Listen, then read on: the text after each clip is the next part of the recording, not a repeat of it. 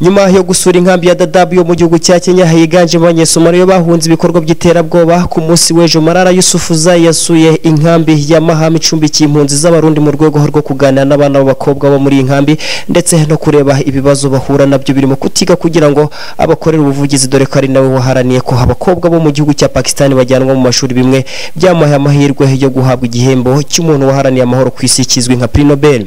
Malala Yousafzai yavuze ko ubuzima bw'abana ni titabwaho neza ndetse n'abana b'abakobwa bakavutswa uburenganzira bwo kwiga hazabaho kudatera imbere ku Rwanda rw'ejo hazaza ariko kandi avuga ko agiye gukomeza gukora ubuvugizi abana b'abakobwa bari mu nkambi zitandukanye dore ko nabo ari abantu nk'abandi bagomba kugerwaho n'uburezi ari naho ashingira avuga ko uburezi ari nayo nkingi yo gutera imbere. Hari abana benshi b'impunzi batabona uko biga ahanini wenda biterwa n'inkunga ziva mu miryango mpuzamahanga zibura ariko HCR na guverinoma y'u Rwanda bakomeje kureba uko inkunga zaboneka. Umukoro wanjye rero kuri aba bakobwa b'impunzi ni ukumvisha imiryango mpuzamahanga nterankunga ko uburezi bugomba guhabwa agaciro kurusha ibindi byose cyane cyane ku bana b'impunzi nabo ni ukubategurira ejo hazaza heza. None ni gute igihugu cy'u Burundi kizatera imbere kandi urungano rw'ejo rutarize? Muri iki gihe uburezi nibwo rufunguzo rw'imishinga igamije iterambere. Ubu rero ngiye gukorera ubuvugizi aba bana b'abakobwa kugira ngo nabo bajye batanga ibitekerezo by'uko bifuza kubona igihugu cyabo mu bihe bizaza ndetse n'uko baharanira ejo hazaza heza.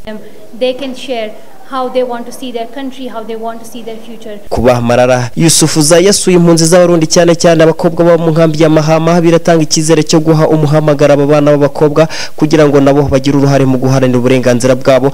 Gusa haracyagaragara abana b'abakobwa batiga bitewe n'ibibazo by'imiryango ndetse n'abandi batagize amahirwe yo gukomeza amasomo yabo muri za kaminuza. Burundi nani kamugari ko shitse hano naciye mera nk'ubivamwo kubera mama ariwe twari turi kumwe wenyene kandi tukaba twari turi abana bane akaba atari kuza aradufasha wenyene rero naciye mvamo kugira ngo nze ndamufashe dukogwa ariko abandi bankurikira bariga.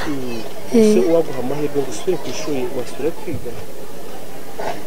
Oya uretse n'ubu ntabyo nashobora kuko mama nawe yaciye adutaca higira umugabo hano mu nkambi nanjye rero nijyewe sigaye meze nk'utunze abankurikira nibo tubana cyane cyane ku bakobwa nk'uko kuva dushitse nka jewe nk'akarorero narimaze umwaka ndi ngaha mu nkambi.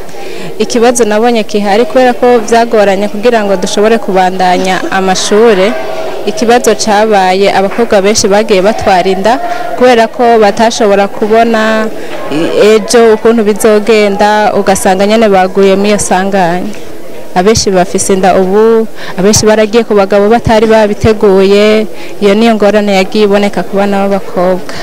Impunzi z'abarundi zakunze kugaragaza ibibazo byinshi birimo kutagira amatera zo kuryamaho indimwe kandi dahagije ndetse no kutiga kuri bamwe mu bana b'abakobwa. Ibi bikaba binashora bamwe mu ngeso z'ubusambanyi ikibazo kitarabonerwa umuti kugeza ubu. Ese kuba Malala umwana w'umukobwa ukorera ubuvugizi abakobwa bagenzi be yasuye abana b'impunzi z'abarundi baba mu nkambi ya Mahama leta y'u Rwanda imitezeho izihe mpinduka? Mu gusubiza iki kibazo Serafine Mukantabana minisitiri wo gukumira ibiza ndetse no gucyura impunzi yatangaje ko agiye gufasha leta y'u Rwanda gukora ubuvugizi abana b'abakobwa baba mu nkambi ziherereye mu Rwanda dore ko ari umwe mu bavuga hari kijyana ku isi. Twebwe turumva ko aje gusigira abana bacu b'impunzi umurage aje kugira ngo indoto zabo bari bafite ze kuzacikira hagati kuko mu bikorwa aje kudutera ingabo mu bitugu kugira ngo amafaranga aboneke abana bige kubaka amashuri ahagije babona ibikoresho bihagije.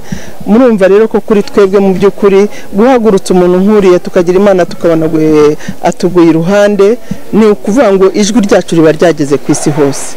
Uyu munsi turavuga dukeneye ibi kugira ngo abana bige ariko hari igihe bitagera hose.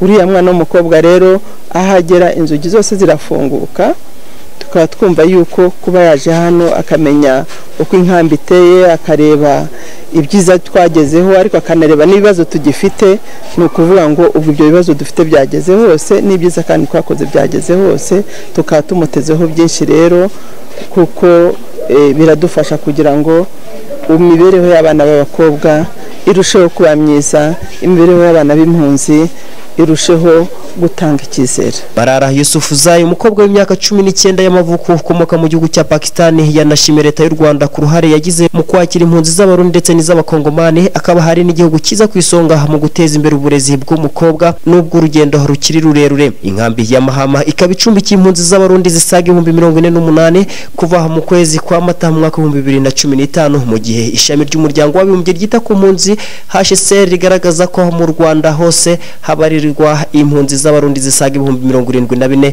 gusa nta mibare ifatika y'abakobwa batiga bitewe n'ubushobozi buke cyangwa ibibazo by'imiryango.